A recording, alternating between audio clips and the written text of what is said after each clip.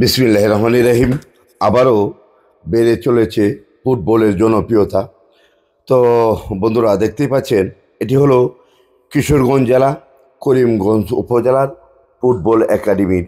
তো ফুটবল একাডেমির মেয়েদের যে খেলার প্রশিক্ষণ দেখতে পাচ্ছেন, আজহারুল ইসলাম দিদার ভাই এবং করিমগঞ্জের অনেক ছেলে মেয়েদেরকে এখানে আমাদের করিমগঞ্জ সবচেয়ে ফুটবলের জন্য জনপ্রিয় মাঠ, আমাদের সরকারি মডেল পাইলট উচ্চ বিদ্যালয়ের মাঠ।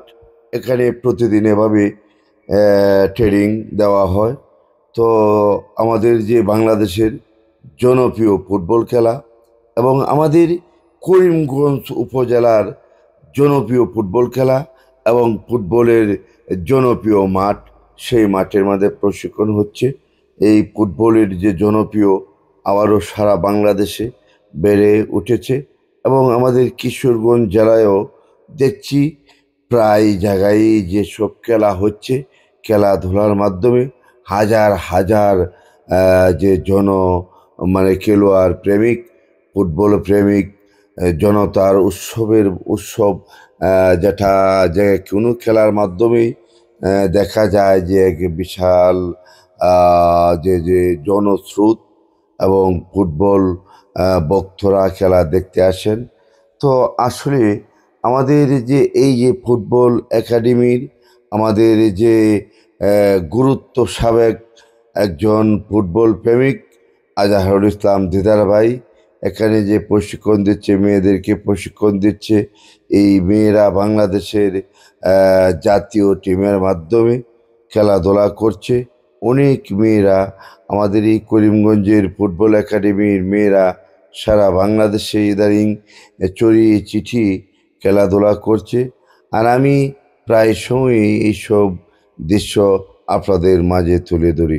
তো বন্ধুরা, বাংলাদেশের সবচেয়ে জনপ্রিয় ফুটবল খেলা যেটি কালের পরিবর্তে আমাদের কাছ থেকে হারিয়ে যাচ্ছিল, আস্তে আস্তে সেই জনপ্রিয় খেলা আবারও জনপ্রিয় হয়ে উঠেছে। সব জায়গায় দেখছি বাংলাদেশের আনাচে কানাচে খেলাধুলা হচ্ছে আবারও ফুটবল। অনেকেই বলছে যে মাঠে ফিরতে চলেছে আবারও ফুটবল, সেই পুরানো স্মৃতি। আমরা যখন ছোট সময় দেখতাম আবুহানি মোহামেডান খেলা হতো, আমরা টিভির সামনে বসে যেতাম, বসে কেউ আবুহানি কেউ মোহামেডান বলে চিৎকার করতাম। তো এই খেলাটি আবারও শুরু হতে যাচ্ছে। দেখতে পাচ্ছেন করিমগঞ্জ ফুটবল একাডেমির 10 নম্বর মেয়েটি, এই একজন ডিফেন্সের খেলোয়াড়, সেরা খেলোয়াড়, করিমগঞ্জের সেরা খেলোয়াড় 10 নম্বর মেয়েটি, খুব ভালো খেলা। তো এখানে দেখতে পাচ্ছেন ছেলে মেয়ে দুজনেরই প্রশিক্ষণ একসাথে হচ্ছে। তো এসব দৃশ্য আমি আপনাদের মাঝে তুলে ধরি। বন্ধুরা, এই ভিডিওগুলি যদি আপনাদের কাছে ভালো লাগে, লাইক শেয়ার কমেন্ট করে সকলের মাঝে ছড়িয়ে